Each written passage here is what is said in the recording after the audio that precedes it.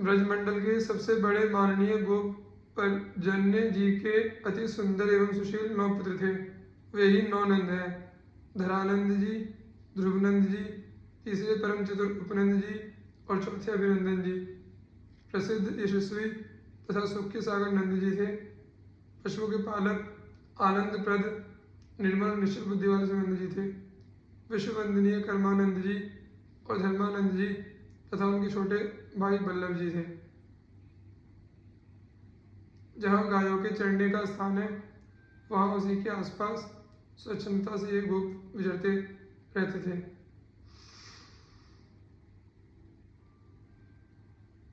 यहाँ श्री पर्जन्य जी तथा उनके नंद आदि 9 पुत्रों के विषय में संक्षेप में कुछ विवरण प्रस्तुत है। श्री पर्जन्य जी यदुवंश में सर्वगुण संपन्न एक देवमीड़ नाम के राजा हुए। वे श्री मथुरा जी में निवास करते थे। उनके 2 पत्नियां थीं, पहली क्षत्रिय वर्ण की, दूसरी वैश्य वर्ण की। उन दोनों रानियों के क्रम से यथा योग्य 2 पुत्र हुए। एक का नाम था शूरसेन, दूसरे का नाम था पर्जन्य। माता पिता दोनों क्षत्रिय वर्ण होने से श्री शूरसेन जी क्षत्रिय रहे, परंतु पर्जन्य जी का जन्म वैश्य वर्ण की माता से हुआ था। अतः मातृवध वर्ण संकर इस न्याय से वैश्य जाति को प्राप्त होकर इन्होंने गोपालन वृत्ति विशेष को अपनाया। ये बड़े ही भागवत सेवी थे। साधु ब्राह्मणों में इनकी अपार श्रद्धा थी। ये अपने औदार्य गुण से परम प्रशंसनीय थे।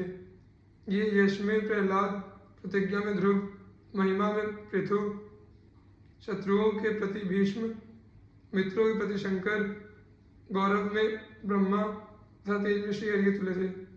पर्जन्य मेघ की तरह प्राणी मात्र के लिए कल्याण के लिए मंगलकारी होकर इन्होंने अपने पर्जन्य नाम को चरितार्थ कर दिया था। इनके समान ही इनकी परम भागवती पत्नी ने भी सर्व शुभ लक्षणों से संपन्न होकर अपने वरीयसी इस नाम को सार्थक किया था। ये समस्त गोपों के राजा थे। इनके परम भाग्यशाली उपनंदादि 9 पुत्र थे। गर्ग संहिता में वर्णन आता है कि गोलोक धाम में भगवान श्री कृष्ण के निकुंज द्वार पर जो 9 गोप हाथ में बेत लिए पहरा देते थे, वे ही श्याम अंग वाले 9 गोप भगवत लीला में सहयोग देने के लिए ब्रज में 9 नंद के रूप में अवतरित हुए थे। ये लोग बाल कृष्ण को अपने घर ले जाते और वहां बिठाकर उनकी रूप माधुर्य का आस्वादन करते। वे उन्हें खेलने के लिए गेंद देते, उनका लालन पालन करते और उनकी लीलाओं का गान करते थे। इसी प्रकार गोलोक धाम निकुंज में जो करोड़ों गौएं हैं, उनके पालन में रत रहने वाले गोप उपनंद कहलाते हैं। भगवान की लीला में सहयोग देने के लिए वे भी यहाँ अवतरित हुए। 9 नंदों में भी श्री नंद राय जी की विशेष महिमा है।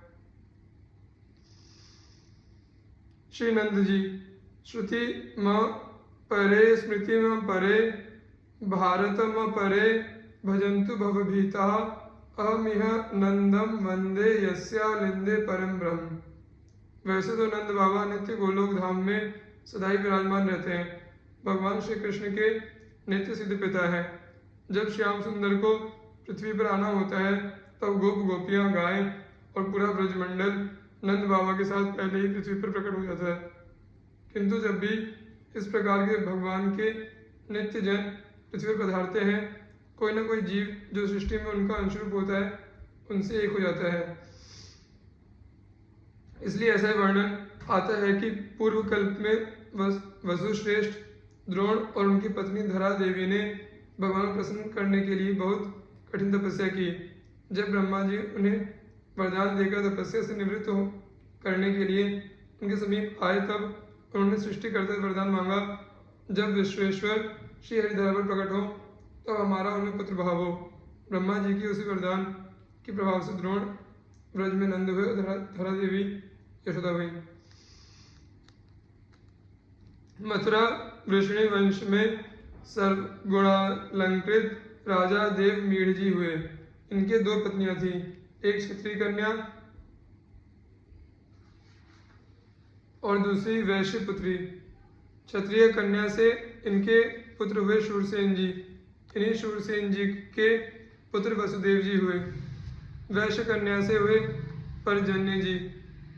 ये अपनी माता के कारण गोप जाति के माने गए और मथुरा के अंतर्गत बृहद वन में यमुना जी के उस पार महावन में इन्होंने अपना निवास बनाया। मथुरा मंडल की गो संपत्ति के ये प्रमुख अधिकारी हुए।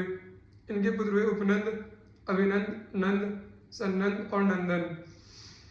पिता के पश्चात ब्रजमंडल के गोष्ठ नायकों तथा भाइयों की सम्मति से योग्य होने के कारण मझले भाई होने पर भी नंदजी ब्रजेश्वर हुए।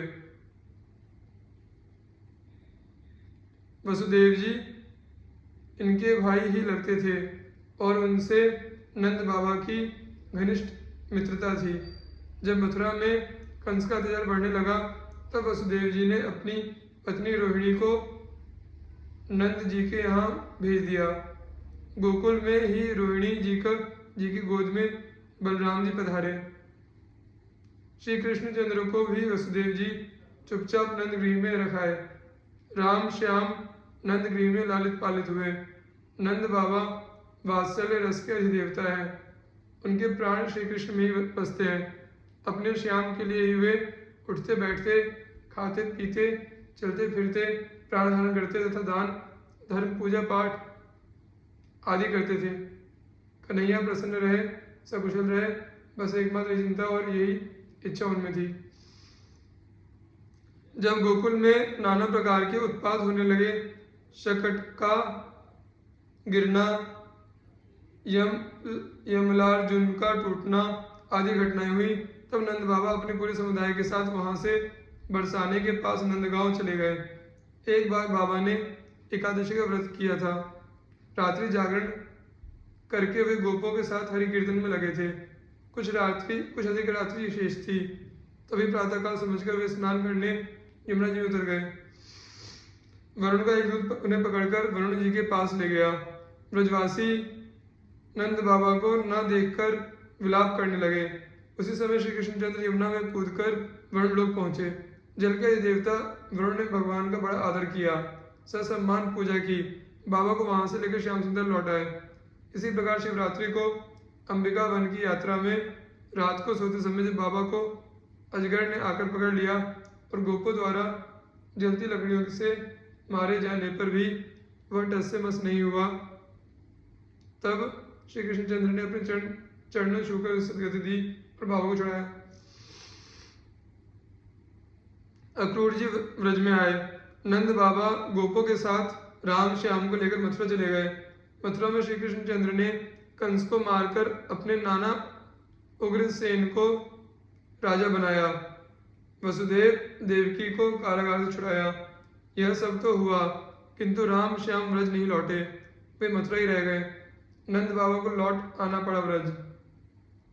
जब उद्धव जी श्याम का संदेश लेकर व्रज आए, तब बाबा ने उनसे व्याकुल होकर पूछा, उद्धव जी, क्या कभी श्याम सुंदर हम सबको देखने आएंगे? क्या हम उनके हंसते हुए कमल मुख को एक बार देख सकेंगे? हमारे लिए उन्होंने दावाग्नि पान किया, कालिया दमन किया, इंद्र की वर्षा से हमें बचाया, अजगर से मेरी रक्षा की, अनेक संकटों से ब्रज का परित्राण किया। उन्होंने उनका पराक्रम, उनकी हंसी, उनका बोलना, उनका चलना, उनकी क्रीड़ा आदि का जब हम स्मरण करते हैं और जब हम उनके चरण कमलों से अंकित पर्वत, पृथ्वी, वन एवं यमुनापुर इनको देखते हैं, तब अपने आप को भूल जाते हैं। हमारी सब क्रियाएं शिथिल पड़ जाती हैं। श्री बलराम जी द्वारका से एक बार व्रज आए और 2 महीने वहां रहे। फिर सूर्य ग्रहण के समय कुरुक्षेत्र में पूरा ब्रजमंडल और द्वारका का समाज एकत्र हुआ। यही बाबा ने अपने श्याम को फिर देखा।